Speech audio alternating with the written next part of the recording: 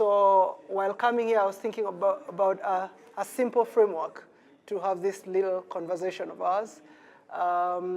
Maybe we introduce ourselves quickly and we say what our curiosities are. Hey, thank you guys. That's a lot of curiosities. We'll try and address some of them. But if I can just look through them, there's a question of what is the East African framework, which has been asked in different ways. How do you define? What do you exclude? What do you include?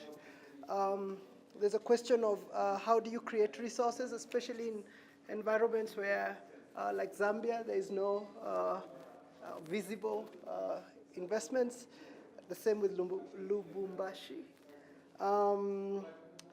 There is definitely the question of how do you grow homegrown resources, which is an exploration that we are leading. There's definitely conversations around circuits, collaboration, co-financing. I hear there's questions around how do you beneficiate or commercialize or harvest value without losing the ethics. There's a question on sustainability for arts practice, or arts institutions. There's an arts institutions question. What are our strategies? Who do we choose to love? That's how I think about it. And obviously, the big debate between commercialization and arts for like social good. So I'll give you a bit of a context for my work, and our history and our context. So my practice around arts is a 10-year practice. I stumbled into the arts through falling in love with an artist. But then also my family background was deeply invested in the arts, and it's a very intellectual family.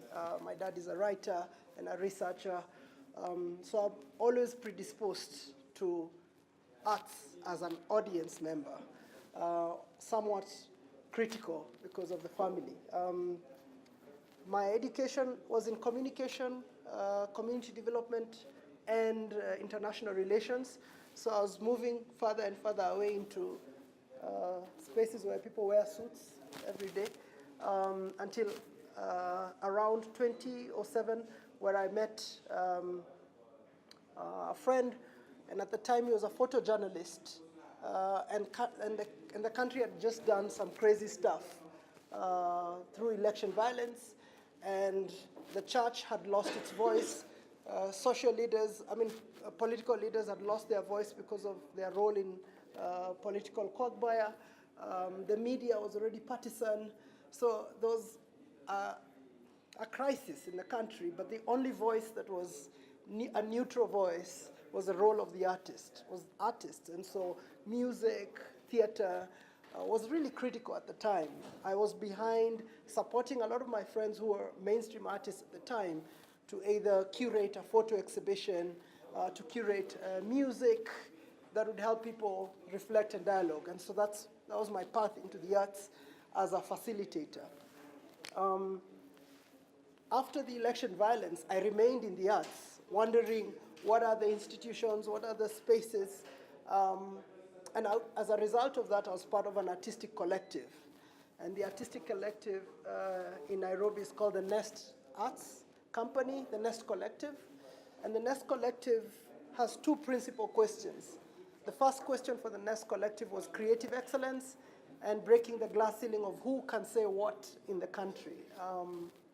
And because of the Nest Collective, we have a catalog of work in fashion, in film, in music, in literature, and we are also, I think in some way, public intellectuals.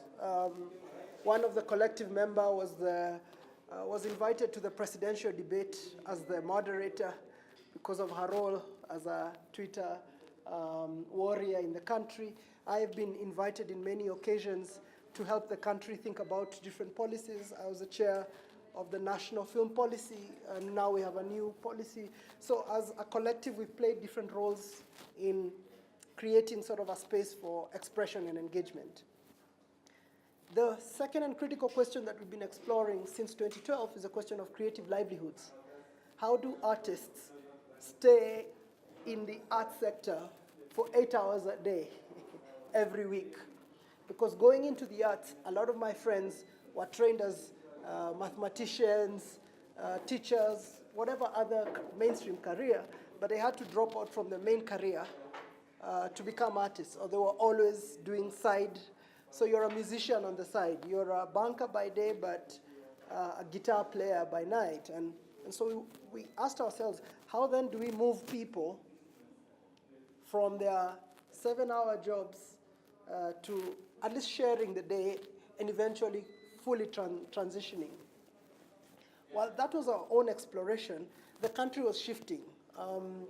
So this is maybe the context. East Africa is 5 countries, 120 million people, sharing language, sharing borders, sharing a lot of cultural idiosyncrasies. So there's a lot of crossover between Uganda and Kenya, Uganda and Rwanda. So we're pretty much one massive market. If you think about it, it's 5 cities, 29 million middle-class people. East African average age is 19 years old. That's like the average national age. It's a very, very young ecosystem. 2012, 2015, I guess Millennium Development Goals are working, poverty alleviation is kind of working. We start to declare increasing household incomes. We start to declare a growing private sector. Because of that, European markets, because for the last 20 years, it's Europeans, predominantly the French, British, Germans, and to some extent Italians and Portuguese sponsoring the arts for the longest time. So all the programs were supported by either the Netherlands through HIVOS, Goethe, that's the Germans, British Council, and for a long time, the models that they used is what has come to shape the institutional landscape. So they fund NGOs to do artistic programs, and so the sector is a non-profit sector, largely, that has public programming that depend on the proposal cycle. And so that was the landscape for the last 20 years in arts financing. And then all the countries rebase their economy, and then we move from least economic development, developed countries to medium or early or whatever, means we are richer or something, which by design precludes these countries from development aid. And annual budgets of about $15 million collectively from all the European countries go into financing the arts. So that's significant amount of money. The leaders in this finance were the Dutch, at least within the Kenyan ecosystem, was spending about $3 million every year in arts financing. And after the country rebased its economy, immediately there is a shortage of financing, and the gap is about $15 million every year. So from 2012, we've seen the closure of about 10 major arts organizations. Kuona goes down. Many major anchor institutions close because of the shift in financing, of the financing landscape. Unfortunately, we enter the creative institution landscape at the tail end of any soft financing. We start to see a shift that a lot of financing that's available is either very democracy-based, so it's programs around democratization and that kind of value, or enterprise. So the new conversation is jobs. So creative industry logic becomes the logic through which the countries start to interact with the arts. And obviously, the artistic practice for art's sake becomes less popular. So the artists move towards either entertainment or creative industries, because that's where there's resources. And anyone in between goes for residence. That's the only, or fellowships. That's the only opportunities available now for artists, or hubs. So British Council has a massive logic on hubs models. So create shared spaces, shared facilities for artists to create work. Enter HIVA.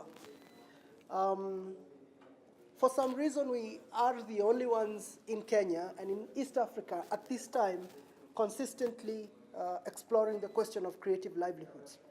So the first year, we were convinced that if we created a savings and credit union for all the artists in different genres, then we can collect capital, which we can lend back in different models, and we can resource the artists. And we register a savings and credits union, and we start collecting incomes, savings. But we realize the margins and the income potential for artists has significantly reduced. The global economic crisis has tightened passes for anyone who was inviting anyone abroad, who was spending on artistic. So there's no income, which means a savings model doesn't work.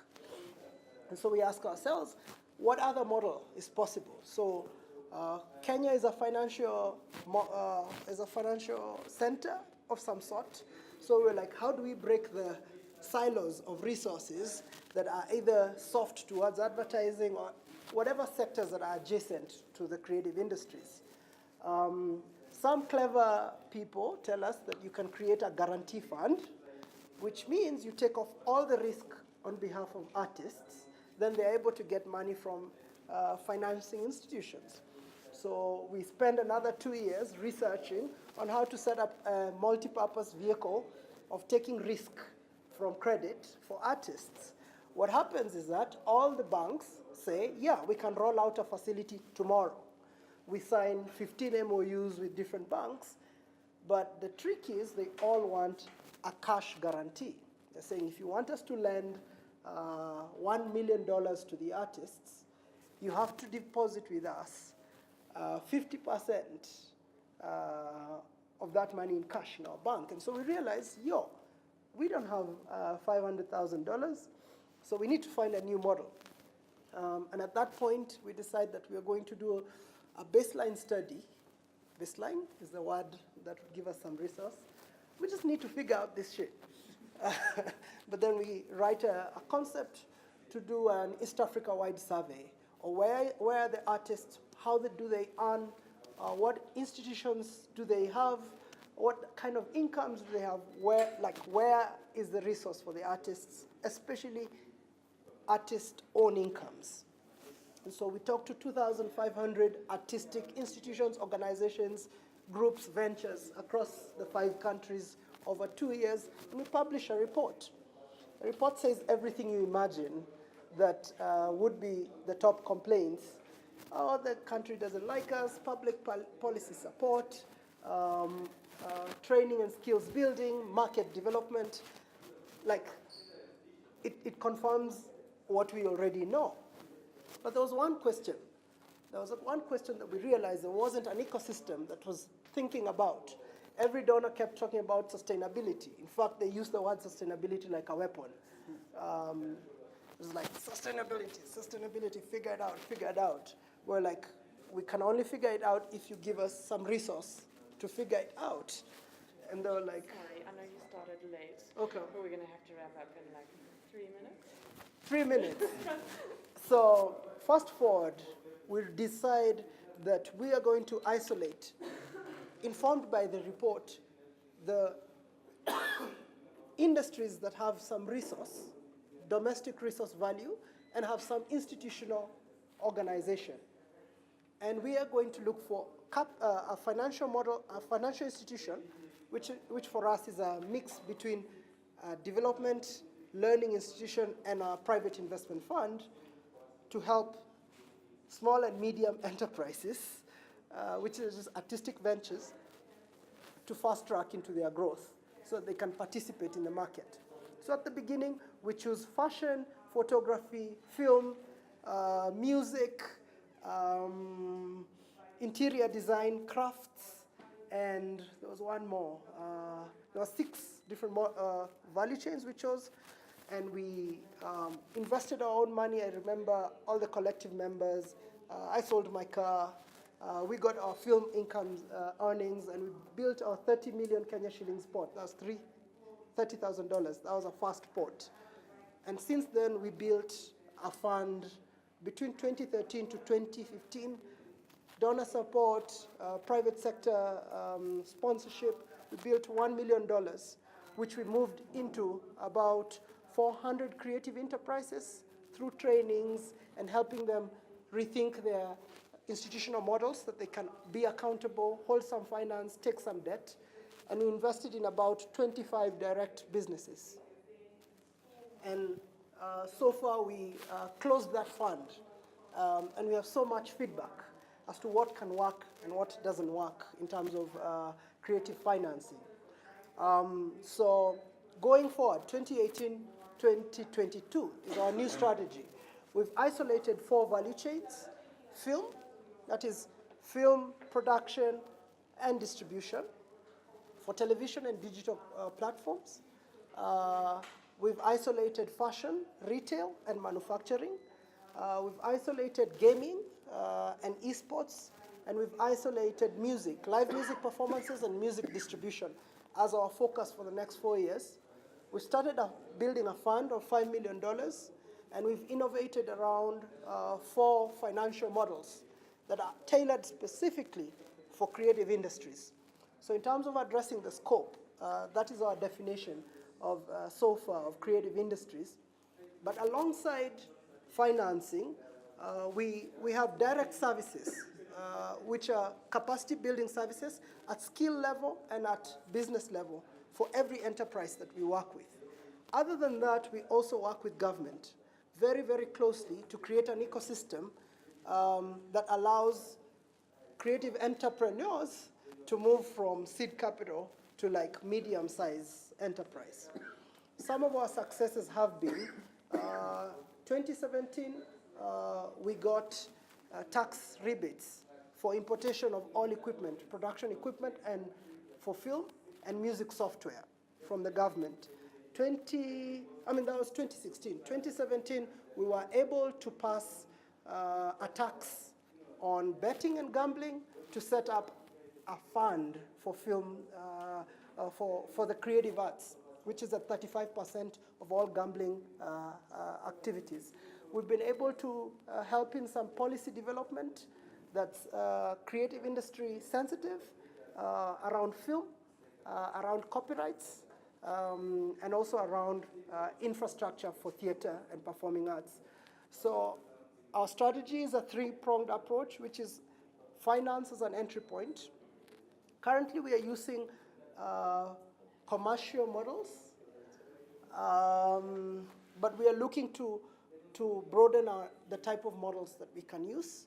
And we hope that can be a scalable model that can be used in different regions. I'll end there. And we'll leave it to continue afterwards on the bus and wherever else. Okay. Any burning thing, any burning conversation that I need to respond to. Can we read more, and where can we access your report on the 2,500 people that you interviewed? Well, all the reports are on demand. You can ask them for them, and then we can share with you. I'll give you my card. But then we have a lot of the information on our website, which is hevafund.com. Yeah. HEVAFUND.com. Hevafund, yeah. Thank you. Cool. Thank you.